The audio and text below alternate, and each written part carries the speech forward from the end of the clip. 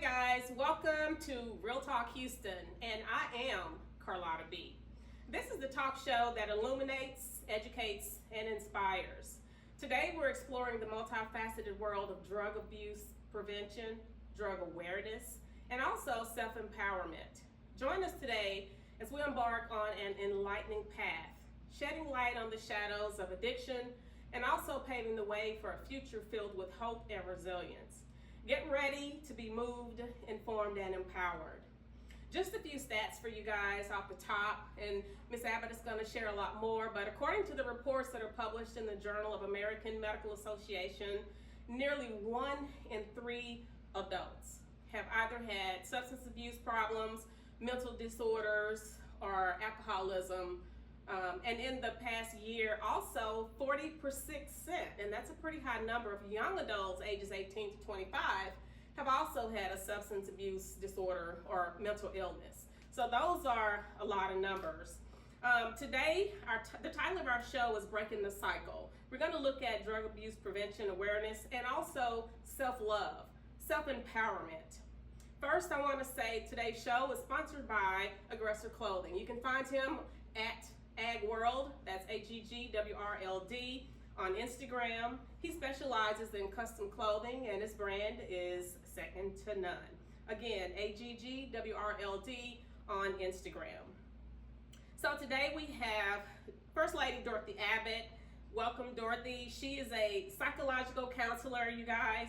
She's a healthcare professional. She's a spiritual advocate, and she's also a speaker. Welcome. Welcome. Thank you so much for having me on your show today. I'm so glad to have you on the platform. It's been a long time coming. It really has. Yes, so I'm so glad you're here. Again, you guys, it's First Lady Dorothy Abbott. She's joining us today. She's going to be shedding a lot of light on what's happening in the world today relative to, and it's so unfortunate that so many people are drug dependent. So we're going to peel away some layers and talk about that today. So my first question is, there's a lot of misconceptions about drugs and why people are on drugs, what drug abuse is, what all it entails. The main misconception, and it could be true, but in my messages that I received on my Instagram, a lot of people was asking if it's hereditary. So what are some of the misconceptions that people think drug abuse is all about? And let's say what's true and what's not true about drug abuse. Sure. Thank you so much for having me on your show today. Yes. But I would like to shed a little bit of light on drug abuse and the awareness of drug abuse. Drug abuse, Okay. First of all and foremost, it's not hereditary. Okay. Because most people think that when a family member is on drugs and then it trickles down to other family members, that's not the case. Drug addiction, first and foremost, is a spirit. And it's a spirit. And once you open that door for that spirit to come in, it will take residence and it will live there. And it's not, once again, hereditary. It's an opportunity of a choice that each individual make. So once you give that door opening opportunity, the enemy, which we're talking about, the devil, will come in and he will take residence and root in the lives of those who are become users. First and foremost, it's just like a doctor, for example, give you a prescription. And you get that prescription and you misuse that prescription and you use it not according to the doctor's prescription or prescribed order. Once you use it outside of that, you allow yourself to be controlled as well as come in. The enemy will come in and take residence and you begin to use those drugs and it becomes a state of I need help. I have to have this. You need help because once you open that door, then it's going to escalate. You're going to need more and more to get an even higher high. Once you start using it, most people get high quickly. But once you continue the usage of the drug, it becomes more and more and more you need to be able to fulfill that pleasure that you're looking for. So a lot of people, they'll say, oh, I'm just going to try this one time.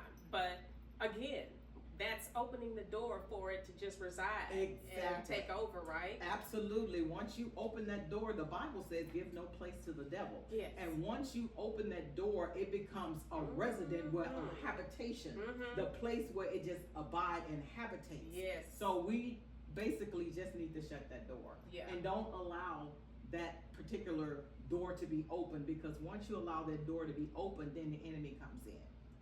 Right.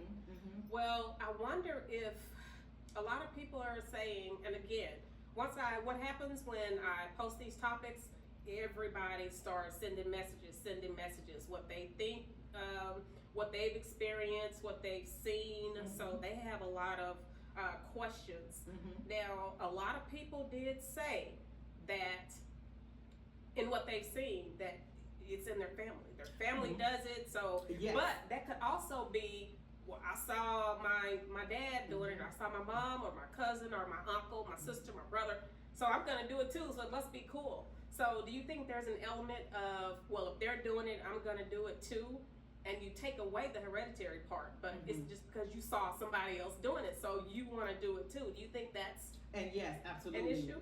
Absolutely. Once you are in a family and that's all you see on a regular basis, you see this situation of drug abuse as a prevalent situation in your daily activities, and you see family members doing it, you see your sisters and your brothers, your parents.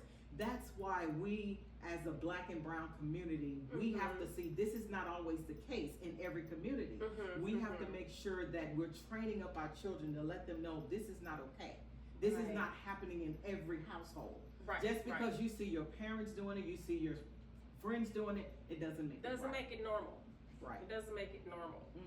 What are some effective strategies or programs that you have seen implemented for preventing drug abuse or treating drug abuse, particularly among young people? Yes, there's so much treatment available. There's so much information out there. Knowledge is power. Yes. Once we get the information that we need, and particularly in young people, because peer pressure is out there. It is very prevalent in our young people's environment. So we as adults, we have to teach our children at home. I taught my son at a very tender age that say no to drugs. Yes. I don't care because it's so prevalent, and so it doesn't make it right because your friends are doing it. Your co-workers are doing it. It doesn't make it right. So one of the things that are available out there is 988 suicide. It's a help across the board for whatever it is you need. If you're dealing with depression, anything. You're dealing with anxiety, depression. You need mental, emotional stability. It is available. Once again, that number is 988 suicide. And that information is out there, but you have to be willing to seek that information to get the help that you need. Right. Well, that's the hard part. You know, there's a lot of people out there that they're gone already. They're on it. And we'll talk about how the family can help out later. So we talked about so far what the misconceptions are. We talked a little bit about how you can get help. But what are the main drugs that's really, really hot right now? We know marijuana. Yes. What else? The main There's drug, opioids. There's so much opioids, but the main thing that is killing our Black and brown community is fentanyl. Yes. They're putting fentanyl in marijuana. They're putting fentanyl in I just saw as I was coming here, they are even using some type of markers that they're putting drugs in that children, if you're not aware and the parents are not knowledgeable, they're putting it in markers. It looks like crayons. And so opioids is a very high thing that's out there in the community. It's a gateway drug. And once you take that, it's going to lead you to other drugs that you need to even get a higher high. So fentanyl right now is killing our young people. Fentanyl is such a dangerous drug. And you think maybe I'm just smoking marijuana. They're putting fentanyl in that. To get you hooked so you can come back. Keep coming back for more and more without even telling you. Yes, they're not going to tell you. These drug dealers are not going to give you that information because they need your money. So they're going to keep you coming back for more and more and more. So fentanyl is the #1 gateway drug that is out in our communities right now. What about meth? What type of, is that a hot drug right now? Meth, Or yeah, it's still there. It's still prevalent. However, fentanyl is they're putting fentanyl in meth. Oh gosh, they're putting fentanyl in everything. In everything. If people know what's in these drugs that they're taking, there's Drano. They're putting Drano in drugs. They're putting cement in drugs. There's so much stuff that they're putting in drugs, and you don't realize that they're putting this and it's going into your body. Yeah. And these things kill you. Yes. Drugs destroy families. Yes. It destroys homes. It destroys your community. Yes. This is the thing that happens. Yeah, it's across the board. So the main thing is, don't open the door. Don't be so willing to follow someone because I'm depressed. I'm having a bad time. Right. I'm not feeling well today, so I need a pick-me-up. Right. Because once you open that door, it's very difficult to close. Yeah, because it becomes a crutch. Yes. You can't function. You can't function. You need more, and like I said before, you need more and more and more to get you to that level where you feel like I'm high now. Wow. Not sure why someone would want to be controlled. Absolutely. Absolutely. You have no control of your life. You have no control, and it destroys our community. Yes. And what it is the people that sell it is the ones that need to be brought to justice. Right. Because mind you, they're selling it in our communities, but they're not users of it. They're selling it. They're not getting half their own supply. No, they're not. Yeah, they're selling it because of the resources and the money that it brings to them. Right. What about the children though? Why? I mean, I interviewed 2 teachers in the past, and they're telling me that the kids are there selling drugs. I don't know if they've been recruited. It's true. By someone outside. Well, of course. They got children. They have children in the school and it system. looks like candy. And they're just exactly like I stated before. There is markers. It looks just like a highlighter in various colors. And it's drugs, and they're selling it to our children because now the teachers, and if you're not educated as a parent, you wouldn't know. You would think it's a regular marker. Because it looks like markers that you use to highlight stuff in school. Right. So if you're not educated in that area, you will not know what to look for. And the teachers are not aware. The principals are not aware. And they're infiltrating our school system. And the kids I think it was a couple of weeks ago, there's a young man, he had taken some fentanyl, which he thought, this happened, it was on the news just recently. One of his friends at school gave him some fentanyl, he took it and they found him in the bathroom dead. Wow. This is what's happening in our school system now. Wow. This is happening in the school system all over America. So we as parents have to be educated, so we will know what signs to look for. Right. If your child is acting suspiciously weird and different, you need to start looking for some signs. Go in their rooms when they're not there and investigate and see, is everything okay.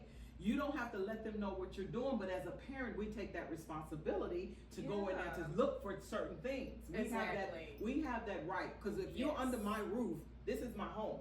I can go into every room of this house and take a look and see what's in that room. What is going on? What is going on? Absolutely. And I think that's a really good point that you made. We need to, parents need to be more aware of what's happening with their children. We have to be. Because I think it's the ones that the parents are either busy, they're traveling, or a one-parent home, or the parent is not around, they're not watching their kids. Those are perfect marks for a predator to prey on.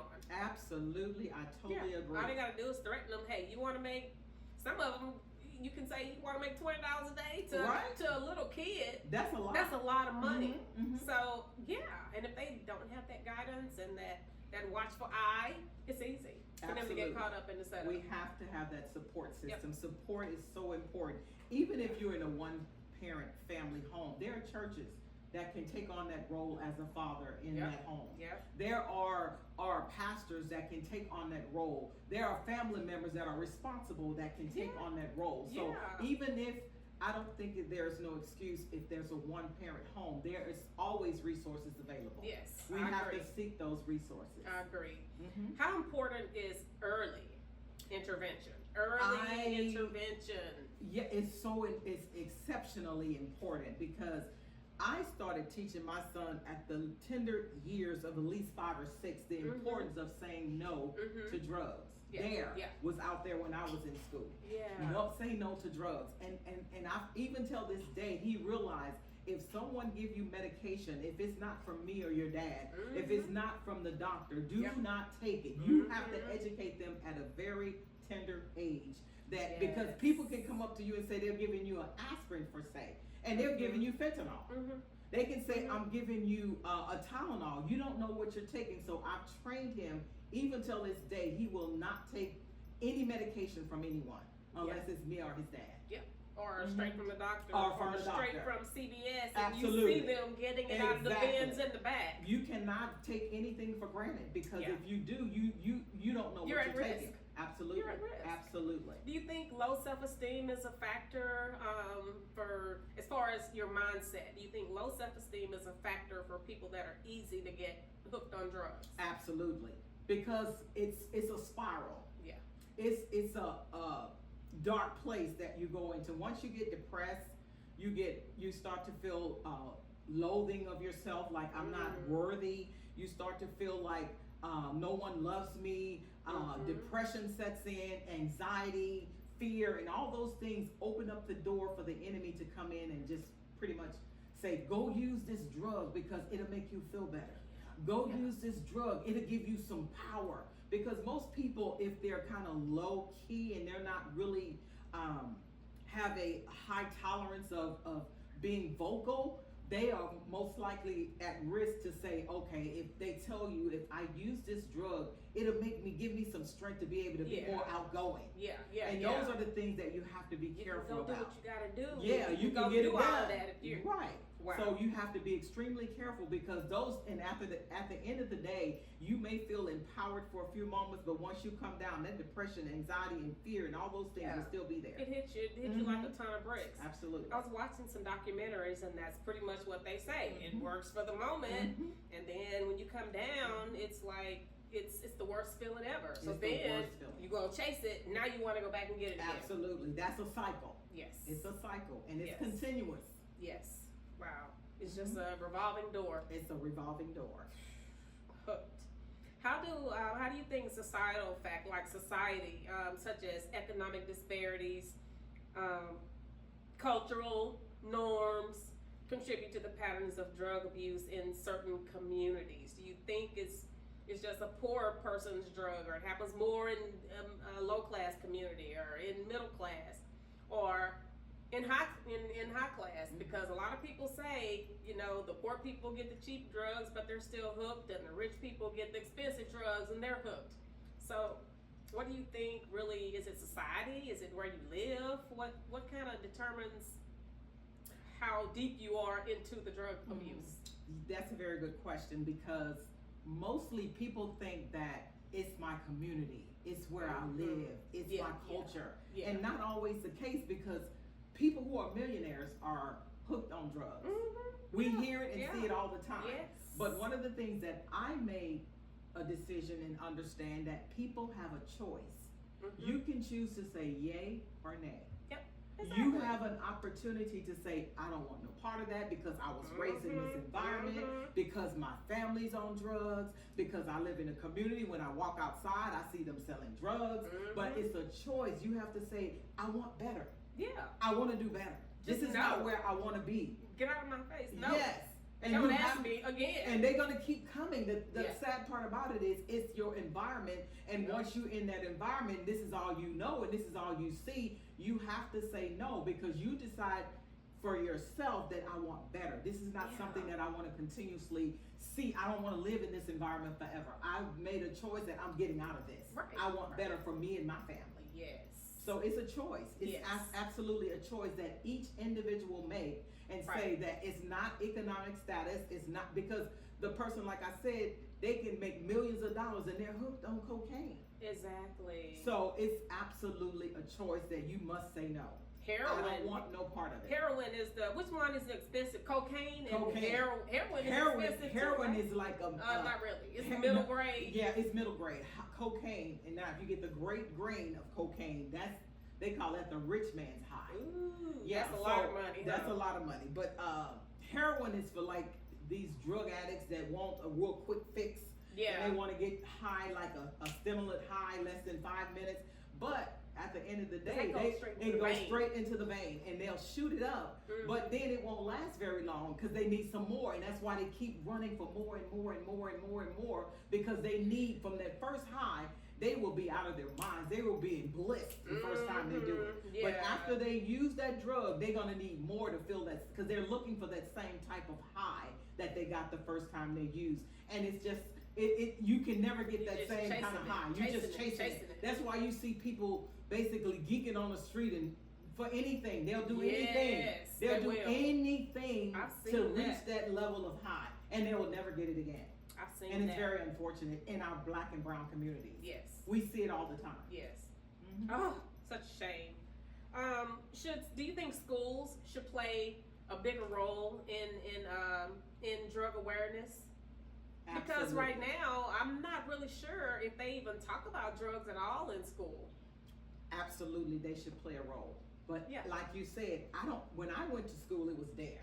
Mm-hmm, mm-hmm. And schools are giving us the information that we needed about say no to drugs. The slogan was say no to drugs. And I don't even hear that anymore. I don't even know. You remember the commercial where they had "This is your brain on drugs," and they had the egg. Right. I don't see that anymore. We don't see that, so I don't know if they really promoting it like they did way back when. But now that's why the drugs are infiltrating our schools the way they are now. Mm-hmm. Like the young man a couple of weeks ago, it came into the schools and he taken it in the bathroom and died. So they really do need to support. But mainly it has to come from the parents, and the parents support the schools, and it keeps the kids in the middle and they're informed. Yeah. Mm-hmm. I think also what's happening is the people that's selling the drugs or getting the kids to do drugs or grown-ups, whichever case may be, they're getting smarter and smarter by disguising it, like the candy or the markers. So it's like an ever-evolving thing that they're doing to try to stay ahead of the curve. So absolutely. It's like you gotta be on a watchful eye 24/7. Absolutely. And that's why I said that we as parents, we have to know what's going on. Due diligence. We have to know what's going on, because markers that you use for highlighters, exactly, and it's filled with drugs. And if a parent just see it and the kids can have it on the table, the parent just think, oh, they doing homework. They doing their homework. So we have to be diligent as parents. And don't take anything for granted. Right. Don't say, never my kid. Don't take anything for granted. Don't take anything for granted.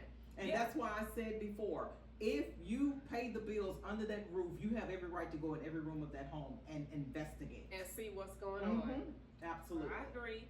What tips do you have to overcome self-doubt or promote self-empowerment? Because I think we know that, people that are confident and they love themselves, I think the percentage is higher that they're not going to do that to their body. Yes. So how do you what tips do you have to promote self-empowerment? You know what, when it comes to self-empowerment, my first thought is mental health. Yes. And so you have to protect your mental health at all costs. Yes. It's a due diligence. You have to protect your mental health, even if it means taking a hot bubble bath, even if it means going to the nail shop, even if it means just taking a walk in the park, even if it means reading a book. Whatever you need to do, you have to protect your mental health, because mental health is so lacking in our Black and brown communities, because most people think if I'm going to a therapist, that means something is wrong with me. And that's not the case. Right, it's protecting your mental health. Yeah. Mental health is so vitally important across the board. If you need whatever it is, anxiety, fear, depression, whatever it is that you're dealing with, protect your mental health. I'm a personal advocate about taking care of my mental health. Yes. Even if it's just taking a bubble bath, it doesn't cost me anything. Right. Get in my tub and just relax. Yeah. Tune the world out and just enjoy myself. Listen to you some music. Protect your mental health, whatever you need to do, because once you protect your mental health, it's not as easy for things to so easily to creep in. That's right. Protect your mental health. It's vitally important. Yeah. And that's one of the things that I think that a person should do to be able to make them more resourceful and looking for other avenues outside of using drugs. Right. Wanting more, wanting to do better. Yes. And I think that also plays into that's the downside to the low self-esteem. Absolutely. So the upside is self-empowerment, loving yourself more than you hate yourself, so that you can build that wall up and be resilient against accepting anything that people throw your way. Absolutely. And it's easier to say no. It's easier. It's easier to say no. What are some of the biggest challenges in providing support and treatment for individuals that struggle with drug addiction? Yes. Biggest challenge in providing support. The biggest challenge is you have to show that individual love. Unconditional love without judgment. You have to let them know that I'm here, I'm available. And you cannot say, okay, I'm here for you if they call you at 3 o'clock in the morning and you like, I'm asleep, what you calling me for? You have to be available because they're at that particular time, they're mostly gonna need you at that hour. So you have to be available without judgment. Because if you judge them, they're not gonna come to you, they're gonna run back to the drugs because you don't really care. You're not really concerned because you're judging me. So you have to show them that you are available and you're not judging them. And most importantly, love them unconditionally. And then after you've done all that, you say, let me find a resource to help you so you can get the help you need. Once again, that number is 988-SUICIDE. It's free of choice. And you can get the help that you need. But you have to be willing to get that help and receive it. In order to get your freedom and sobriety. 988, you guys, if you guys are needing help or you know someone that need help or you're being impacted by someone that's abusing drugs, you can also call that number, but mainly this is for people that you know you have a drug problem and you want to do better for yourself and get some help. 988. What steps can families take to support a loved one who's battling drug addiction? Now, you just said 988 is for the number that people want help, but if there are family members and they are exposed to someone, they have a family member, best friend, and they're abusing drugs and it's directly impacting them, but that person don't want the help or they're in denial that they even have a problem, what can you do in those situations? Because a lot of people are not ready. They're like, there's nothing wrong with me. And that's the normal reaction. That's the normal reaction. Once again, you gotta love them unconditionally without judgment. You have to let them know I'm here for you. Because that's all they want to know if someone really cares. Because people can easily say, I love you or I care. And they really don't. Because if they call you at 3 or 4 o'clock in the morning, you're gonna get upset. And you don't say what's going on, what's wrong, let's you just talk. automatically get upset. Why are you calling me at this hour? You know I gotta get up and go to work in the morning. That's gonna deter them to a different direction. Back to the drug dealer. Because you say you care, but actions speak louder than words. So we have to let them know we're there. You gotta let them know that I'm here to support you. And you might be dealing with a family member and they don't believe or they in denial. You still got to love them through the process. You still got to let them know I'm available for you and to you. And let them know I'm here. And when they do call you at the wee hours of the morning, what can I do for you? Don't be upset. Because if you get upset, that's not really showing that. That's not really showing that you care because you told me I can call you at any time. Then once you tell them that, that's what they're gonna expect. And you change the tune on that when they do call, then they're gonna be like, oh, you're not serious, you're not really ready, you're not ready. Come to you. That is important. Being there.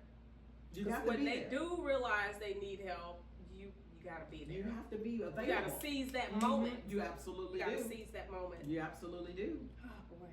Do you think social media is influencing perceptions and contributing to depression? And that also has to do with self-empowerment because a lot of people, they live. When I say live, there's a documentary about that too.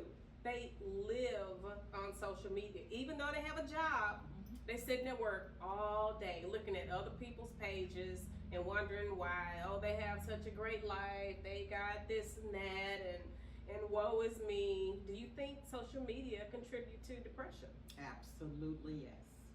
I do absolutely emphatically believe, like you said, when you develop that much time, you on your own personal job, and you're getting paid, and you're using that time for social media. Stuck on social And media. it's absolutely imperative that we not allow the influence of the outside social media to impact our daily lives. Yeah. Because most people develop their lives and live according to social media. True. Because we can never live up to social media. They're Yeah. gonna bring you up one day, they're gonna bring you down the Yep. next day. Yep. And so many social media influences are committing suicide. Yeah, they are. They are committing suicide because they're trying to keep up with the Joneses. And that's Exactly. something that we can't do. And you know, a lot of times, look, I'm the documentary queen. A lot of times, the things that they're taking pictures by and with and on Mhm. is not even It's theirs. not real. It's Yeah, not real. It's not real. No, they it's just not. found a car Mhm. and took a picture Mhm. beside it It's in not front of real. a house, and it's not theirs. No, it's So not again, real. you guys, don't let social media make you feel bad, down on yourself, depressed, trigger low self-esteem. Do you? You are enough. You empower yourself. Know that you're in control of your own destiny. So you make your life. You make your life, not what you see on social media. It's not real. Exactly. And don't pattern your life after social media. Exactly. Because once you do that, you will really spiral into depression because you're trying to keep up with what you see and it's not real. Exactly. Again, it's just a whole another cycle that we fall into. Yeah. Absolutely. Yeah, and how can you be better in your life if you're sitting on scrolling through your phone all day? You're It's not not learning. healthy. It's Right, not healthy. right. It's not You're- healthy at all. And I try to stay off, so I kind of wing myself. This is what I do personally. There's sometimes I say, okay, no social media this week. Yep. I don't want to watch TikTok. I don't want to watch Facebook. I don't want to do anything. So I Nothing. just wing myself off of it because it is an addictive spirit. Yes. It can become addictive, and you try to pattern your life in accordance to what you see daily on social media. That's true. Mhm. That's true. Mhm. I hated before I started the show. Hated social media. Didn't do anything on social media. remember. No Facebook. No Instagram. No TikTok. Nothing. I All my remember. friends talked about me, so I'm like, nope. I don't I want remember. to. Because I see them Mhm. on their phones Mhm. and watching, and I'm like, nope. I don't want that. I'm going to work. I'm gonna make my money. I'm gonna do me. I'm going shopping. I'm gonna go out to eat. I'm gonna do me.